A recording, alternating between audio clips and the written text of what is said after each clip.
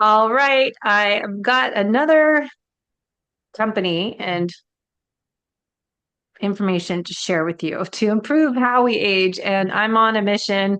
I know we've got some great conversations coming up with I guess it's Dr. Phil. Philip, you're a Dr. Phil, right?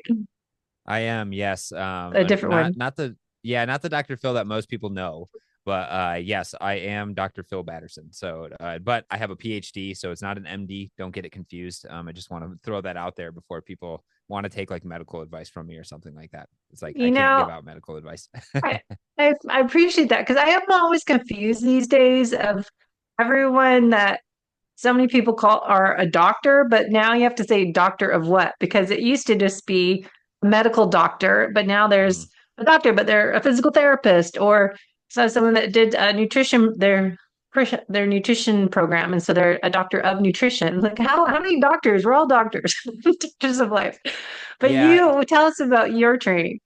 yeah. So I have a master's degree and in a PhD in exercise physiology, and I really fell in love with physiological testing. So like what Peter Attia talks about, Huberman talks about, Dr. Andy Galpin talks about, doing VO2 max testing, figuring out what people's, first and second thresholds are, fat max, economy values, like during my master's degree. And it was even a Ooh. little bit before that. I got asked, because I was an engineer in my undergrad, I got asked to come in and essentially put together a metabolic cart because it never worked for this like training clinic at Michigan State University.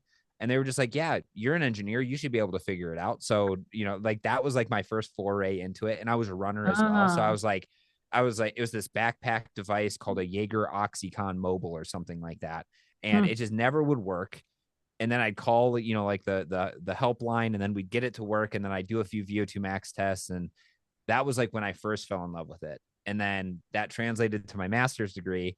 And then during my master's degree, I actually fell in love with how our mitochondria in our muscles respond to exercise and kind of dietary interventions. So then I did my Hmm. PhD in more molecular exercise physiology, evaluating how things like high fat diets in rodents with exercise on top of that affected mitochondrial function and those sort of things. And I also did a clinical study with humans during my PhD where we looked at how like really short term high intensity interval training uh, interventions improve your mitochondrial function. And the crazy thing is like seven sessions of 10 minutes of hit per like every other day improved mitochondrial function by like 30% across the board. So from fat oxidation to carbohydrate oxidation, everything improved by upwards of like 20 or 30%. So it just like all of this, like kind of led me to then get my PhD in, like I said, molecular exercise physiology. And now I'm kind of on the other side of things, trying to help coaches, athletes, individuals who are focused on wellness, um, really take what I learned in terms of like the exercise physiology and apply it to their training in their everyday lives. So I do that through Hmm. working with Moxy Monitor. And I have another, it's kind of parallel coaching business called Critical Oxygen, where I have a podcast, kind of similar to yours, where I talk about performance and training and other things like that, and then the physiological underpinnings of adaptation to performance or endurance training. I love all these topics. I was just doing a fitness test today. I use PNO Metabolic Testing card, as I told you, and really thinking about mitochondria and how to help people, especially if they're just starting out and we're testing them.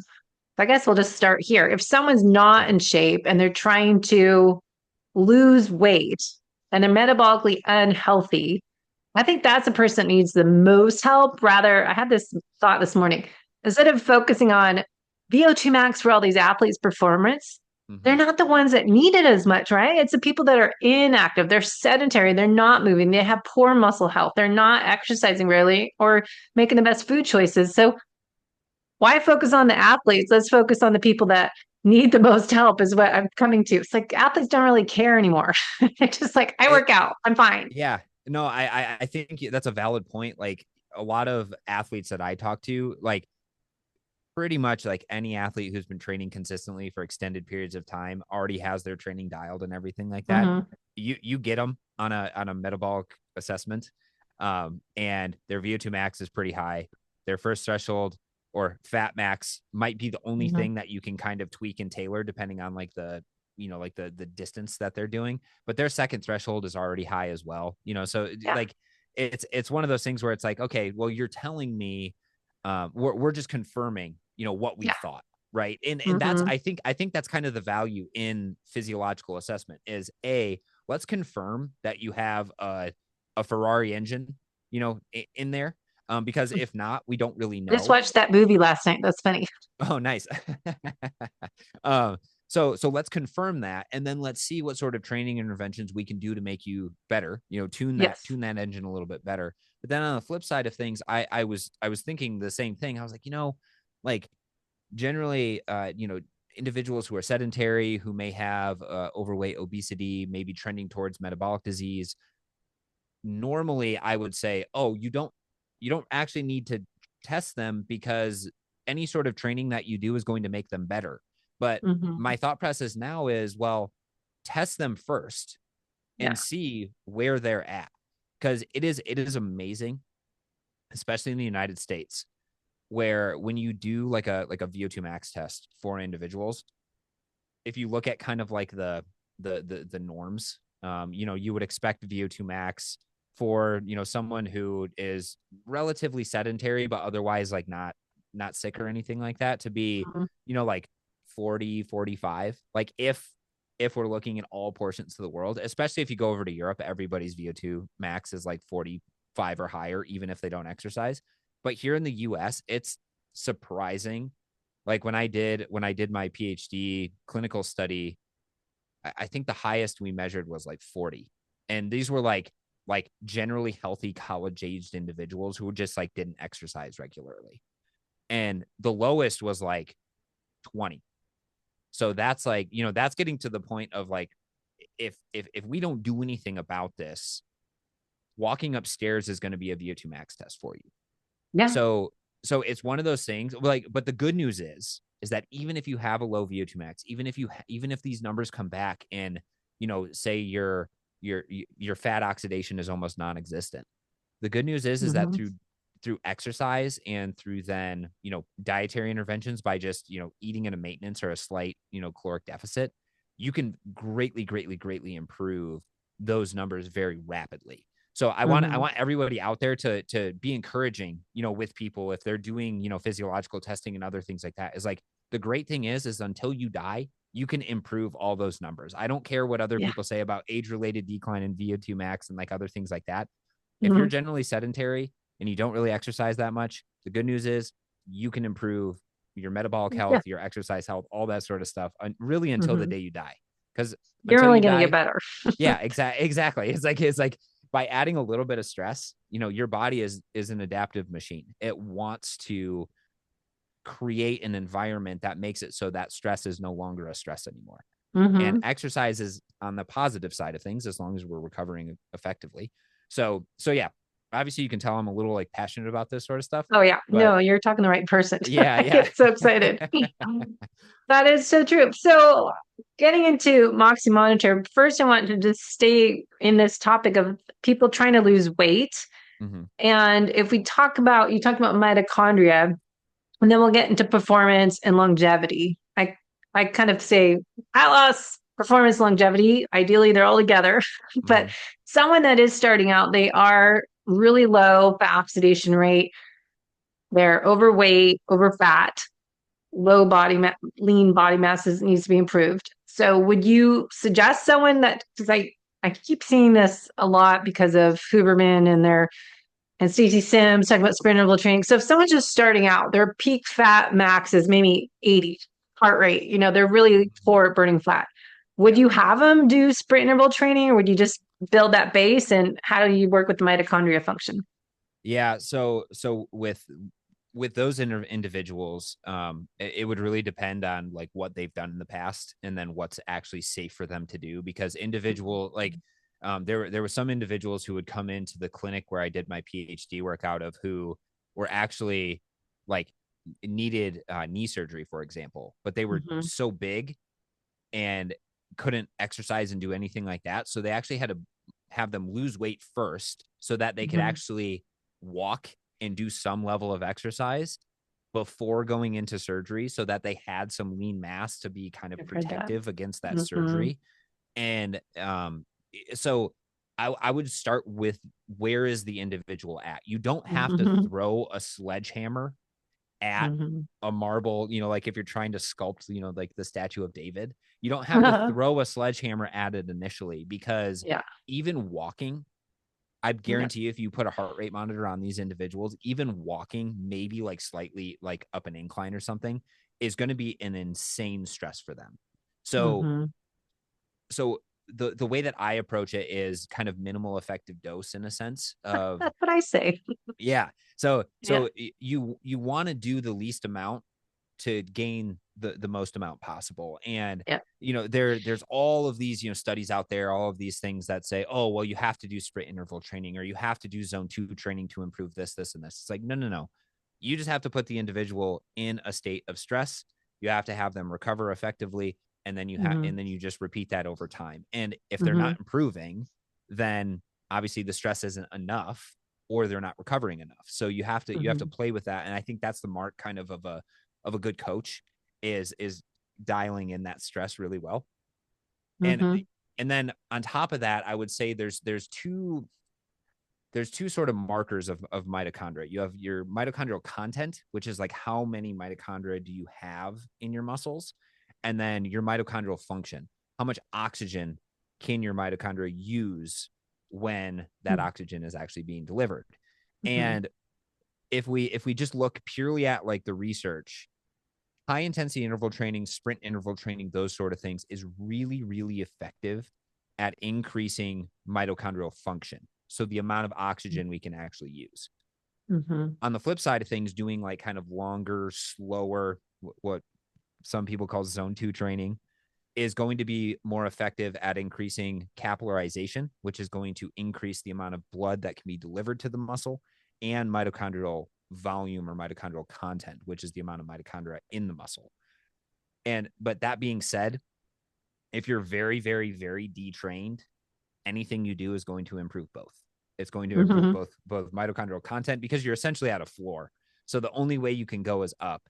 And you know, probably if you were taking, say, muscle biopsies for this individual like week after week, and just doing a training intervention, you would probably see mitochondrial function improve first, just because it's Hmm. it's easier to improve like the function of an organelle than it is to make new things, like Hmm. synthesize new proteins and other things like that. So the first step, I think, would be improve mitochondrial function. Then after training happens for extended periods of time, like more like weeks to months, you would start to see Hmm. expansion of the mitochondrial reticulum, or increases in mitochondrial content. Um, So there's mitochondria function, mitochondria capacity, and well, there's mitochondria biogenesis and yeah, autophagy. it gets really confusing. Generally speaking, though, so mitochondrial function, like if it, Hmm. like in being a mitochondrial physiologist, this is how I talk about it. So mitochondrial function is the amount of oxygen, say, per unit of mitochondria that you have. Hmm. So typically you would measure that by taking a muscle sample out of somebody's leg, which is, Yeah. where the big muscles are. And then you would put it into this machine after you take out all the mitochondria, because that's what you can do. You can actually you can separate the mitochondria from the muscle, and then you can put it into this machine, and then you can measure how much oxygen is being consumed based on how much weight you put in to the machine. Mitochondrial content is the amount of mitochondria, and people, there's kind of a misnomer of this idea of mitochondrial biogenesis, which is Hmm. making more mitochondria. What's Yes. crazy about the mitochondria within your muscle is that they are all linked together. So it's really just one long, like interconnected reticular network of mitochondria. So this biogenesis idea is adding more tubes to the sewer line that is the mitochondria within your muscle. So biogenesis is more related to like the content or the amount that is taking up your muscle, and then function is, well, how well are all those mitochondria actually working?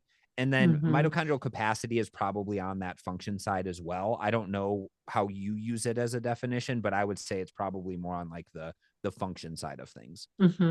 Hmm. Amazing. Yeah, I want to go back to college, and we didn't have this when I was in college. Exercise science, you just have the boring classes. Now you guys these days have all these fun topics Well, to your that was degrees.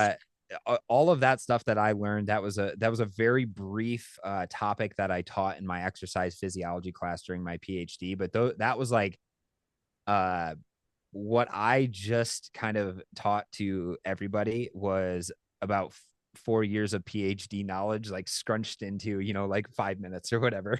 Yeah. So Well, that's so important because it really, I come down to the conclusion that it's about cellular health and our health of our mitochondria. I've said that for years, and it's, mhm. going into insulin and Dr. Ben Bickman or Professor Beckman, all of his information and how we can measure with metabolism testing.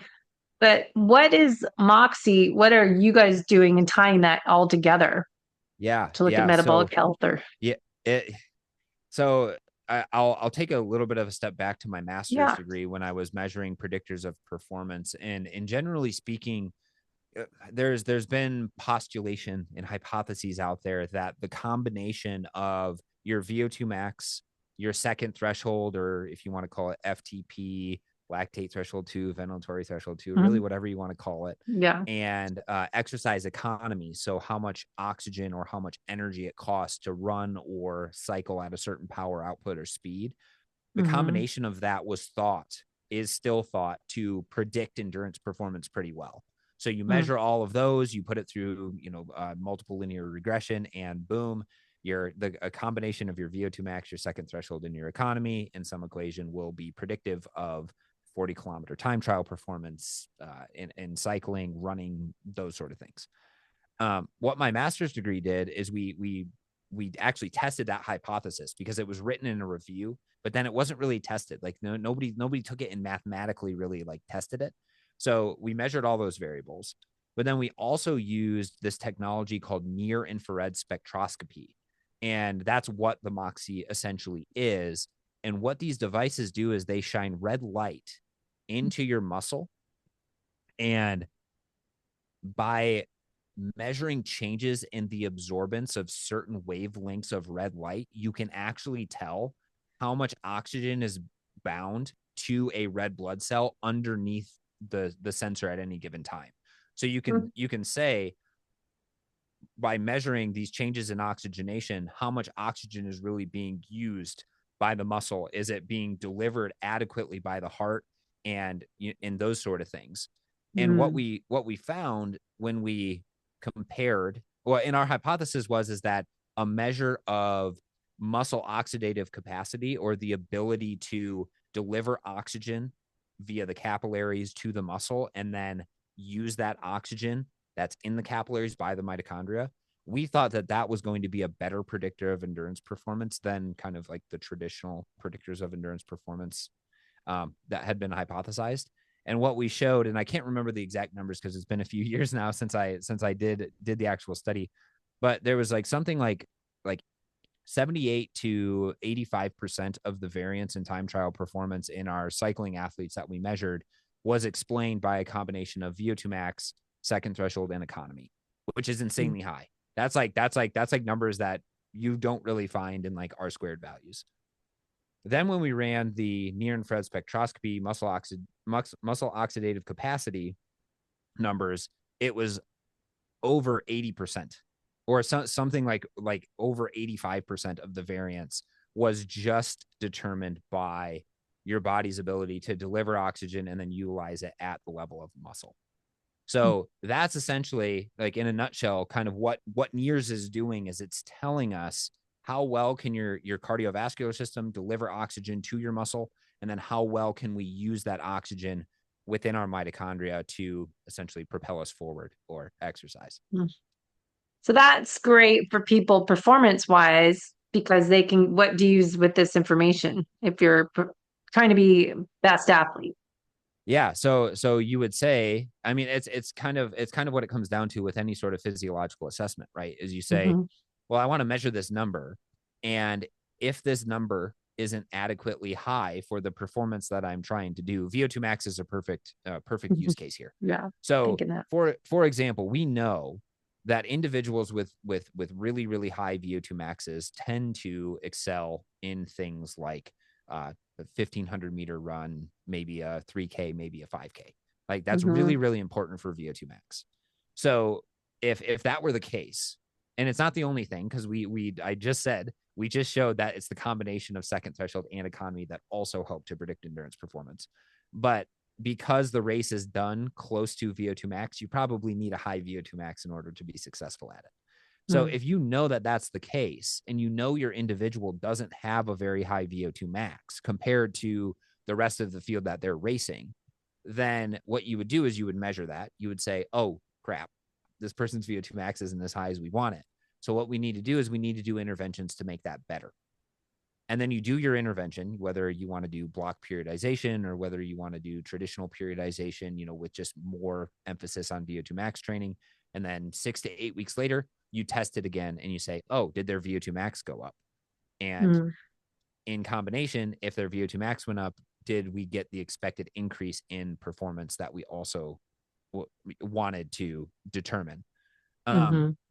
so that's from the performance side of things. That's how I would use physiological assessment from the performance side of things. From like the wellness side of things, it gets a little bit more interesting because if you put, say, for example, oh, and I also say that a Moxy monitor, like you can use a Moxy monitor on someone's leg while they're doing a cycling VO2 max test. Mm-hmm. And it will Yeah. tell you pretty accurately where first threshold and second threshold are.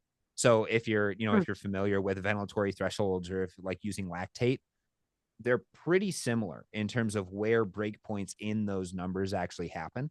So now you have the ability just to shine red light into somebody's leg, totally non-invasive. You're not poking their finger and drawing blood and doing other things like that. And by just detecting breakpoints in their near signal, you can actually get an idea of where their first and second threshold are at. So So that's not measuring their fat or carb fuel source, but maybe correlate that with their lactate when they're starting to get lactate buildup yeah, it's more or of a fuel switch.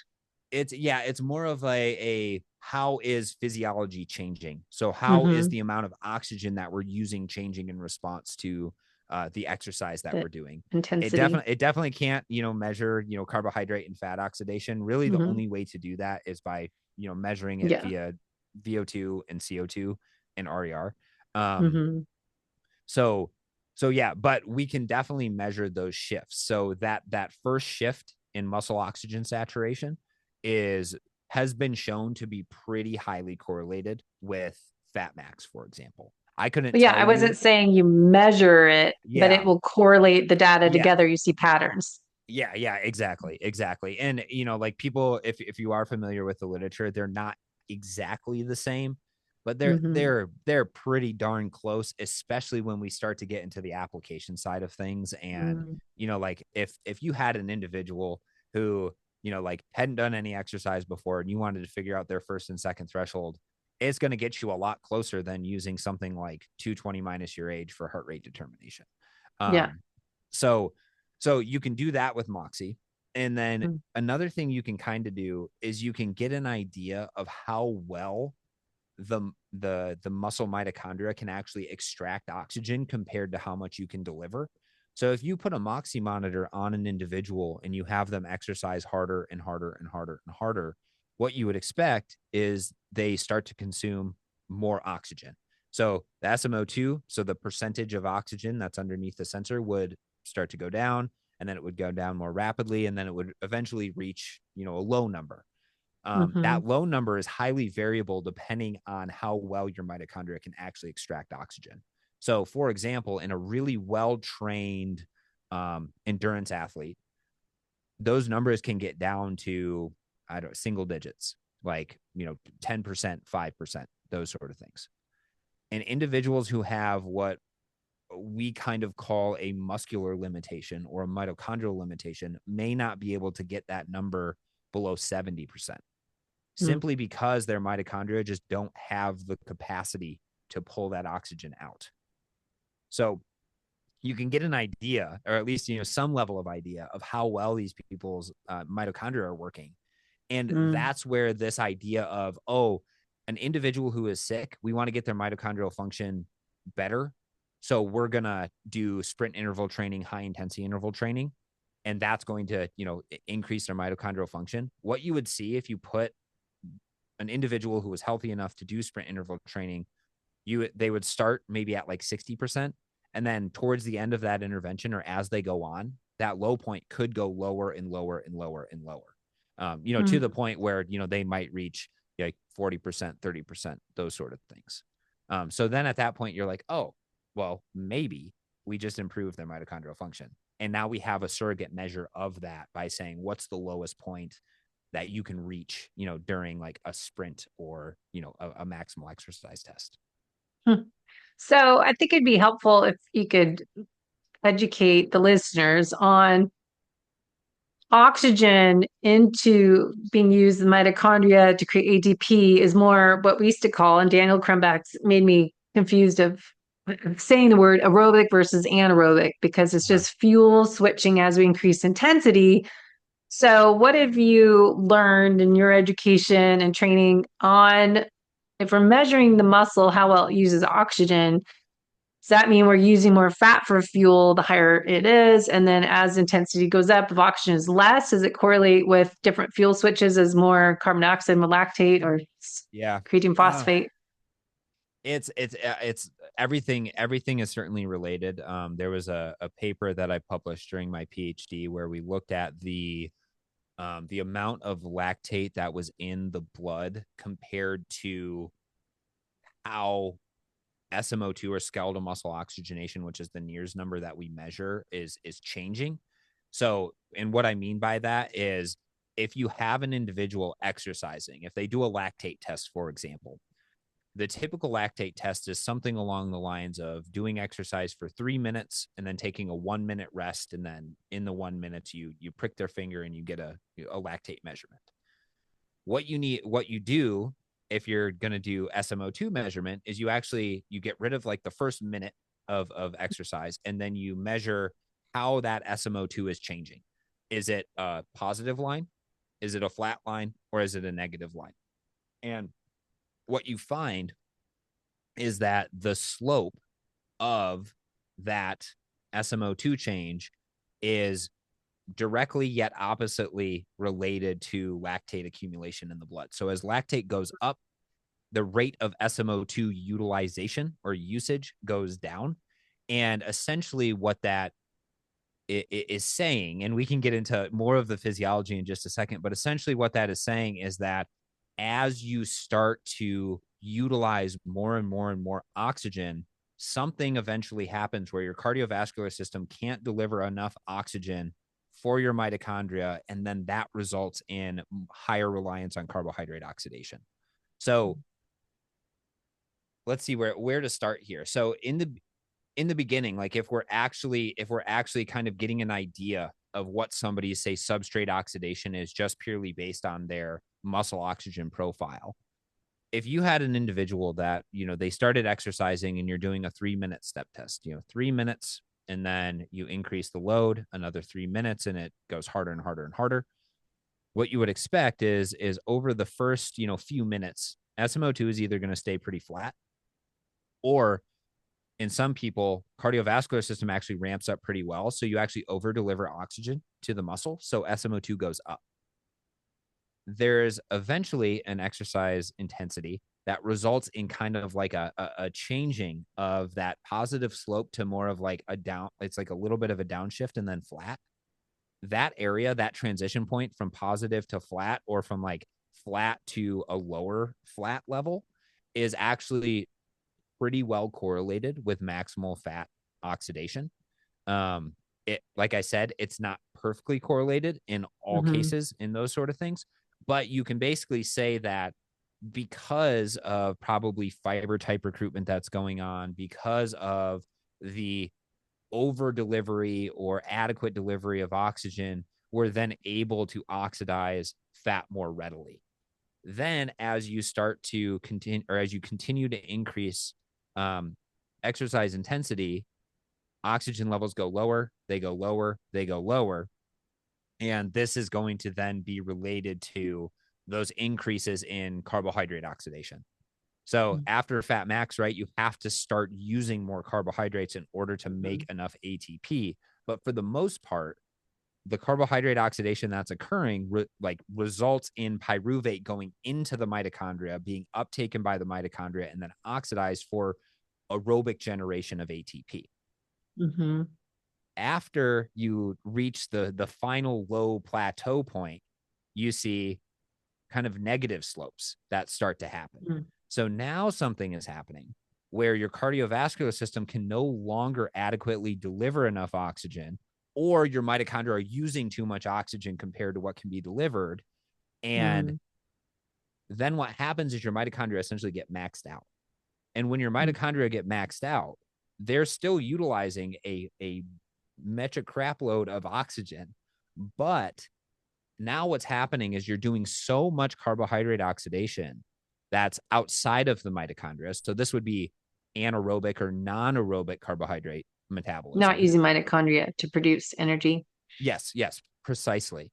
And Mm-hmm. what happens is you kind of get a backup of pyruvate that then gets converted into lactate. Mm-hmm. And we don't want to keep lactate around because it's just one of those things where it's like, okay, well, ship it out of the cell. What can happen then is the first thing that happens is that lactate can be picked up by other muscle fibers that are surrounding that muscle cell. And if the mitochondria aren't maxed out, that lactate gets converted back into pyruvate and then gets oxidized by the mitochondria. But as you keep exercising harder and harder and harder, that lactate can you essentially saturate all of the mitochondria with too much pyruvate, too much lactate. So it's got to go somewhere. So it eventually gets Mm-hmm. shipped out into the capillaries, and then ultimately that makes it into systemic blood. And that can be used then by the liver, by the brain, by numerous other tissues in terms of either fuel metabolism or things like gluconeogenesis, where you actually make new glucose from lactate. Mm-hmm. And so it's this very, very interesting and intricate interplay between oxygen availability, so how much oxygen can be delivered by the heart, and and then the periphery, like the capillaries and those sort of things, and how much oxygen the mitochondria can use compared to how hard we are actually exercising. That then results in, is lactate accumulating in the blood, how much carbohydrate are we using, how much fat are we using. So it's, in my opinion, and that's why my other business is called Critical Oxygen. Oxygen is really the most important molecule, and the place where we use that oxygen is within the mitochondria. So it's kind of all centralized around having, a lot of mitochondria that are very, very highly capable of using that oxygen when it's available. Hmm. And that's important because for endurance athletes, but what does it matter for just anyone else? Yeah. So How do you sell it? how do we sell it for wellness purposes? So if we know, right, let's go back to VO2 max. If we know that VO2 max is important, right, for overall health, Mm-hmm. part of the equation of VO2 max is AVO2 difference. And the thing that makes that difference is your mitochondria's ability to use oxygen.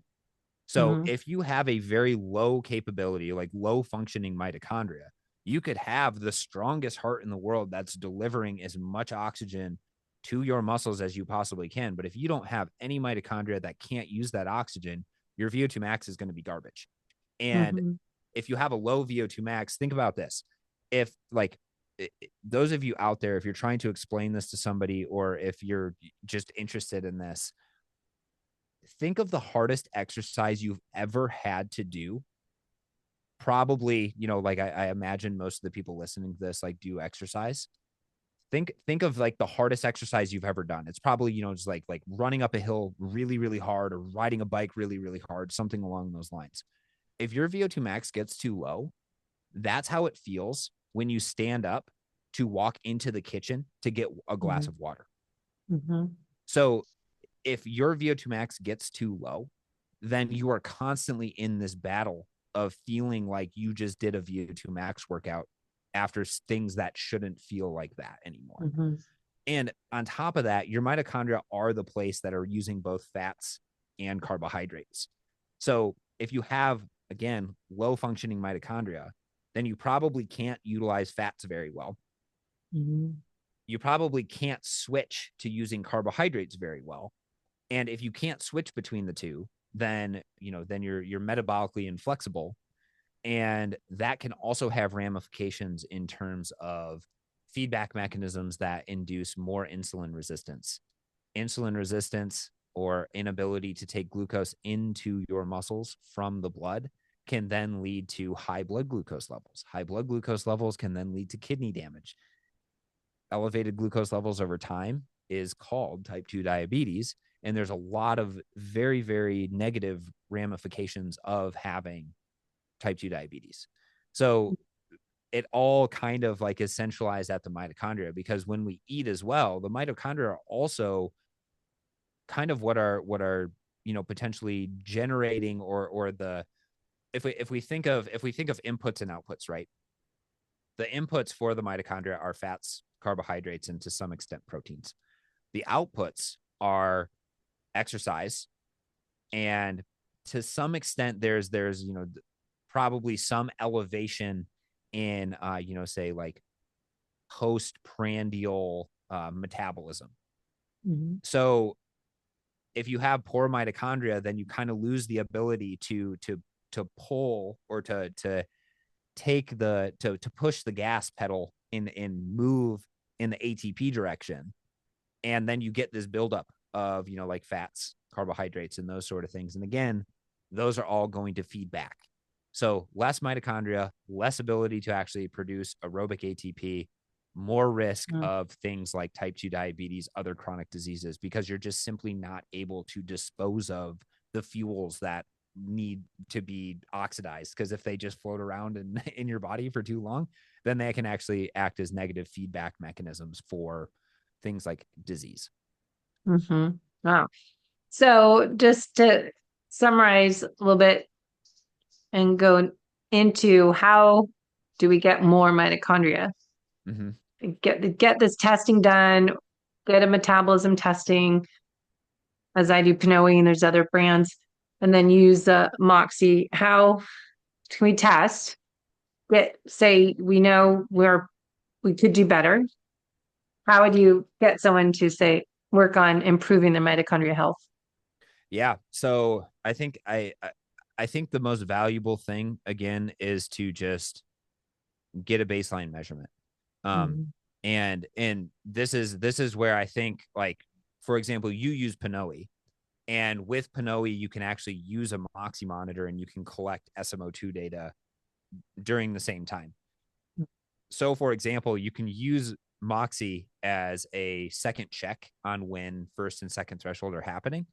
Say for Mhm. example, like ventilatory thresholds are kind of challenging to measure, because you're visualizing them, or sometimes your respiratory frequency is just, or your ventilation and stuff like that is just increasing linearly. I use Moxy as like a double check to Mhm. say, oh, these are really where like first and second threshold are happening. Mhm. And then because Moxy is portable and it can sync with like your watch, your phone, really anywhere you go, you can take it and you can train with it. So you can say, oh, I know my first threshold is probably somewhere around 60%, or this heart rate, or this trend. And you could wear the Moxy and you could actually know, okay, I'm actually getting there. I'm getting to the exercise intensity that I'm supposed to for the day. So Mhm. do the assessment, and then identify kind of what needs to be improved. And then the training, if you have poor mitochondrial health, finding something that you just like to do, like exercise wise, just like to do, that's going to be the first thing that's going to make you a continuous exerciser. So Find something that you like to do, whether it's yard work, gardening, just going for walks. Um, if you like, like any activity essentially that, you can do for 40 to 60 to 90 minutes.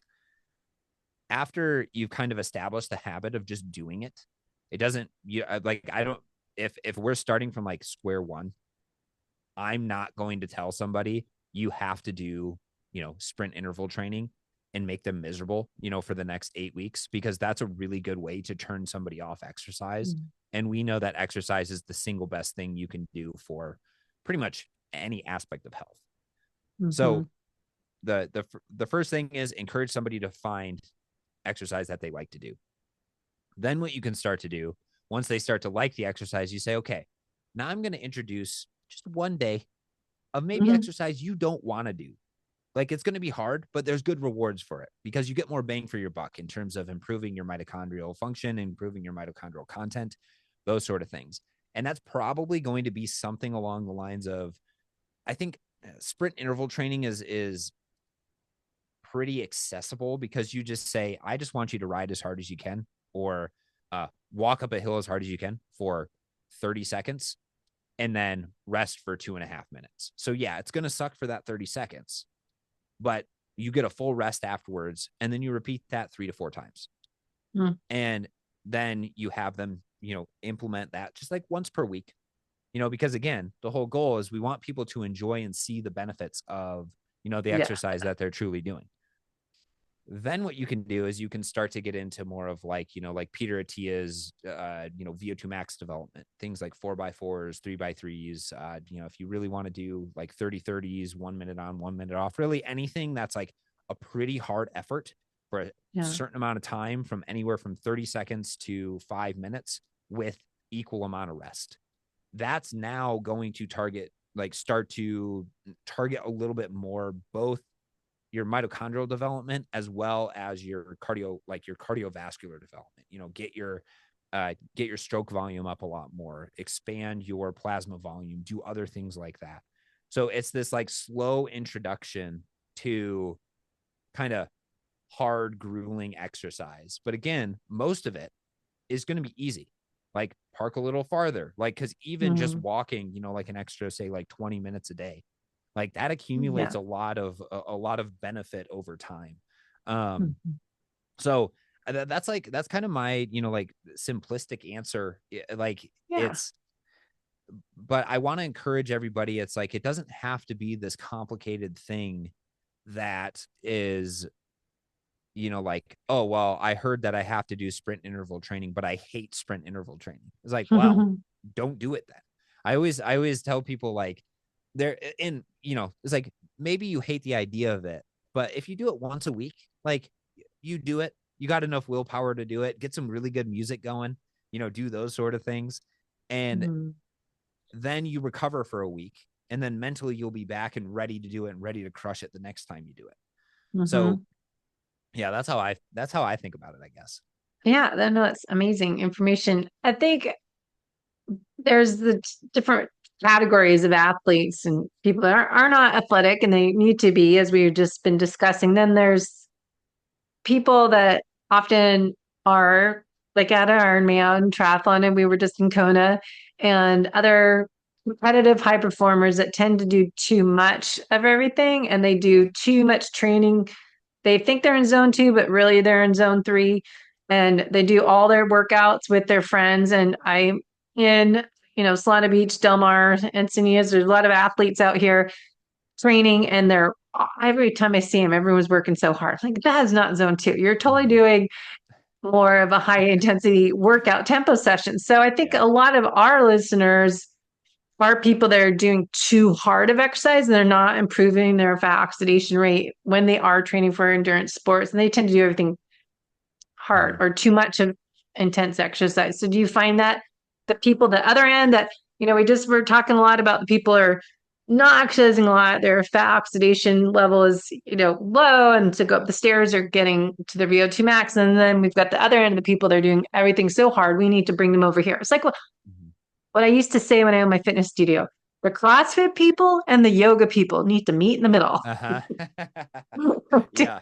They need to combine it. So that's almost what, Yes. we get these competitive high performer athletes and they need to slow down. We've talked about this on the show for, 12 years. As I said, Brad Kearns and I were just talking about this, and the video I did 2016, we talked to Maffetone 2012. We started doing this show, and it's just like, hey, it's the same problem. It just Mhm. continues on. So, Yeah. what about that side? Yeah. So I think this is where it's also useful is, with certain equation based zoning, right? Mm, There is probably a tendency for people to overestimate where their upper end of zone 2 really should be.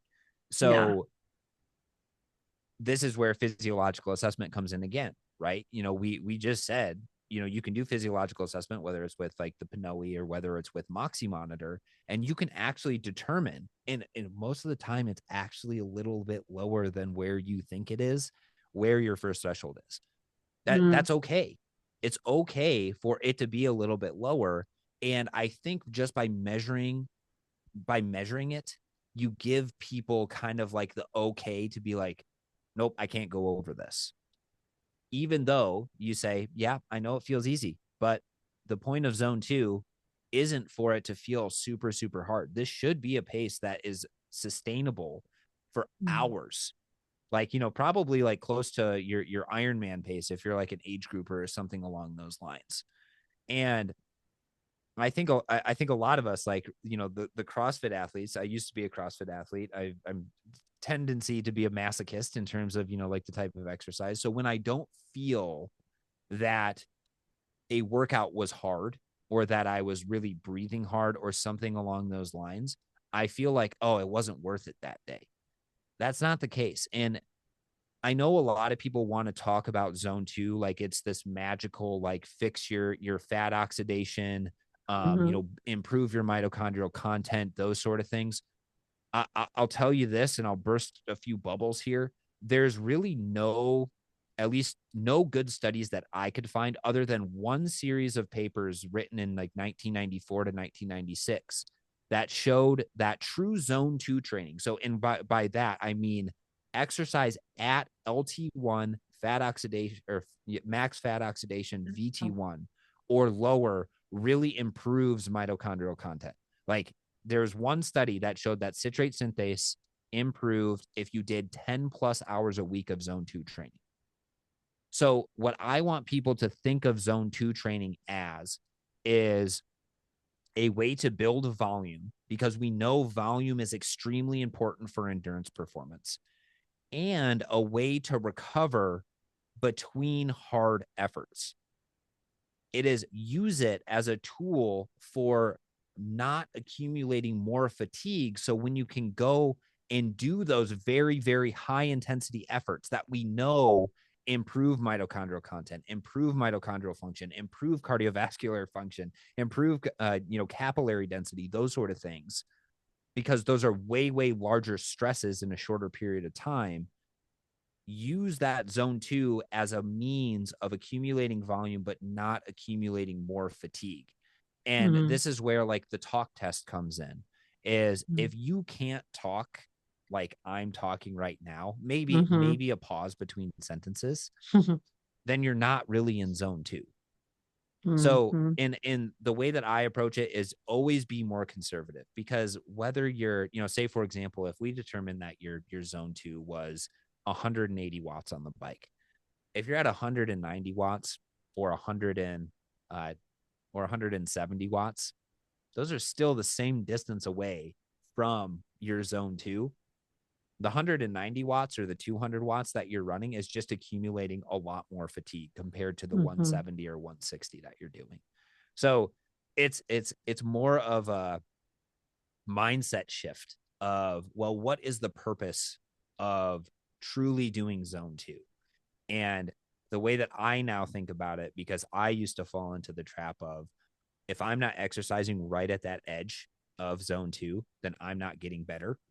It's like, mm, no, you're accumulating volume. Volume is really important. If we start to use examples of really successful, groups out there, some Kenyan runners start their zone 2 training at 10-minute miles. Like, Mm-hmm. so, and granted, they do think, they do increase the pace over time, but they run pretty darn slow. They're pretty good athletes. And we can't say that just by doing, Kenyan training, you're going to be as good as them. Mm-hmm. But I think it's again, it's a mindset shift where you say zone 2 training should feel fairly easy. The point of then the workouts is to go hard and Mm-hmm. recover in between them. Yeah, I think it's important that fat max, I know on PNO reports, is the bottom of zone two. The top of zone two is that metabolic crossover point where the carbohydrate usage goes up and fat comes down. So fat max That's is it. the bottom of zone two. So it's the top of Yeah, zone one. So I think if you train in the top of zone one, bottom of zone two, that's probably a better place to start for that people. that's interesting. The definitions of zones is so confusing. And Everyone's gotten yeah, different. so in an ideal world, like, so the way that researchers actually determine zones, because this actually, in my opinion, makes the most sense, is there's 3 zones. The top of zone 1 would really be Mhm. what your zone 2, what we think about zone 2 would be, Mhm. because I'm pretty sure Indigo San Milan defined the top of zone 2 as fat max. Max. Yeah. So Hmm. if we're using that first threshold as kind of like the top of zone 1 or the top of zone 2, then the next threshold we can measure, and we can measure the crossover point. I don't know how relevant truly the crossover point is to whatever it is we're doing. It's just where Mm. 50% carbohydrates and fats are. So I don't like, and from my understanding, I haven't seen anything where it's like, oh, if your crossover point is higher, your performance is better. I, Mm. I don't know. Well, I Um, think Bob Seaboard talks about this. We just did a podcast. We did one like 10 years ago, but metabolic efficiency point to move it up. So you want to move that crossover point higher is what they're looking at more so that benefit. Or like I want yeah, to keep moving that to the right. yeah, and I would say that's probably a good metric to measure. I just don't know if I could anchor it as, like the top of zone 2 versus the bottom of zone 2 as fat Yeah. max, like in, It's more in that fuel sense. switching, isn't it? Like word Yeah, switching fuels intensity, the fuel switches. yeah. Mm. Um, and then that second threshold, right, is where you accumulate more lactate, your ventilation goes higher, your RER, sometimes you can say RER is above 1.0. um, Mm. and I would say from that perspective, really a 3 zone model makes the most sense. And then you can say, oh well, you're going to ride at the top you're going to ride close to fat max today, or you're going to ride a little bit easier because it's more of a Mm. recovery day. But it, and this is arguing kind of semantics at this point, but I do Mm. think Yeah. it does kind of, it eventually, like, it confuses people, because if you had an academic talking about zone 2, then the top of zone 2 in their definition, if you're using a 3 zone model, is actually ventilatory threshold 2 or lactate Mm. threshold 2. So Hmm. that would be really hard exercise, right? Yes. And there was just a paper that came out that was looking at, and it was this amazing review where they took all these papers where they did moderate training, which was anything below second threshold. They did high intensity interval training, which is more of that VO2 max style, Hmm. interval training, and then they did sprint interval training, and they did a meta analysis and a meta regression, and what they looked at was increases in VO2 max, increases in capillarization, and increases in mitochondrial content. And you know what the answer to it was? They're all All of good. those improved all of it, except capillary density was a little bit different. It was just a little weirder in terms of Mhm. its response. But from like a linear perspective, both high intensity interval training, sprint interval training, and like, more of that, like sub second threshold work, Mhm. all increase VO2 max and mitochondrial content. So Mhm. we It's all argue good. about, yeah, exactly. So we argue about all these things, that's Uh, like, oh well, what's the best exercise for this? And it's like, well, actually most of it yeah, probably just works. do it. Yeah. Do it right. um and if you do see somebody with, very very low, say, max fat oxidation, I think the big thing that you're going to want, especially if they're like very sedentary individuals, like, I think you could kind of cheese the test by saying, well, we're going to switch to more of like a low carb diet, because that's immediately going to get them to start to have to Mm-hmm. utilize fats. But I think in the long run, like the most appropriate thing is put them on a proper exercise training regimen where they can stay consistent, because that is going to develop their mitochondria. The only place you can oxidize fats is within the mitochondria. So the more mitochondria and the more functional mitochondria you have, the more fat you Mm-hmm. can Good point. oxidize. Yeah. Um, and then on top of that, getting them into, like you were saying earlier, like to lose weight or get them in a caloric deficit as well, because that's also going to start to mobilize more of those fatty acids and then allow the Mm-hmm. mitochondria to start using more of those Mm-hmm. fats more Mm-hmm. regularly. On the flip side of things, if you have somebody who's overtraining, you can actually have a decrease in fat max as well, just Yeah. because they're in this No, constant everyone. state. Yeah, exactly. They're in this constant state That's my people. of stress and cortisol release and epinephrine, norepinephrine, all these things that are going to shut down fat oxidation and increase carbohydrate oxidation. So if Yeah. you're testing a very elite level athlete and for some reason it looks like they have low fat oxidation, that could be the root cause. And Mm. from that perspective, I would recommend looking into either having them eat more, train less, recover more, or a combination of all three. Mm-hmm. Yeah, I see that a lot with people that have they're athletes, but their fat max is super low because they're Mm-hmm. training super high. So we're totally out of time. I knew I could we'll have to continue part two because we didn't get to all Yeah, the Moxy Monitor information, but I know. I'll add some info in the show notes. So we'll if people want to know more, we can do a follow-up because we still Yeah. have more to talk about Moxy Monitor and my client's calling me. So Yeah. I will get back to you guys, more Moxy Monitor, and we will learn how to use it into our workouts because it's pretty freaking amazing. Thank Mm-hmm. you. Cool. Thanks, Debbie.